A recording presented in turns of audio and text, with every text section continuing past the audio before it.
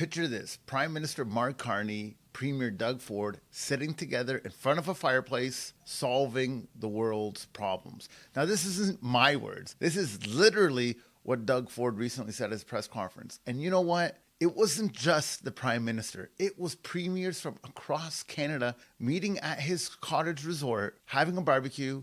And at the same time, I would have to imagine unity, being strong as Canadians. And this is really incredible leadership from Doug Ford. Now, I don't want to be known as somebody that just kisses butt or anything like that, but really, this is probably the first time I've ever heard of a social gathering in which premiers and prime ministers come together and discuss anything for that matter. This almost seems like a unique opportunity where people are coming together, putting aside their colors and stripes, all for the benefit of us. Now, I know this sounds super optimistic. This might be so naive, and you guys might be saying, oh, he's just trying to get ahead in life. He might be. But you know what? He might also just be trying to do his best. And I think a lot of people aren't giving credit to that. Now, I know a lot of people love to hate liberals. I know a lot of people love to hate conservatives. And I know this video probably won't do very well because if the videos aren't talking into the echo chambers, nothing ever works out well.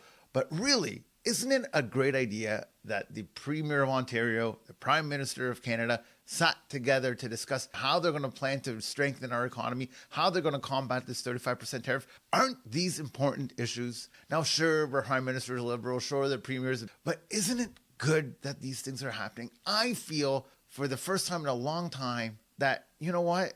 And again, maybe it's naive, maybe it's super optimistic, but this climate of what's happened here with Donald Trump has forced Canada to really become a real country where they have to consider manufacturing, where they have to consider using their natural resources, where they can't just be leeching off us, the taxpayers, for all our money. They need to actually do something. And I feel it might be a horrible catalyst the way it happened, but what's happening now, the way people are thinking now, is probably the best thing that has happened in Canada since Confederation. Am I being naive? Were they just trying to line their pockets? Or do you actually think, like me, that maybe optimistically they're trying to solve our problems and the nation's problems? Comments are yours.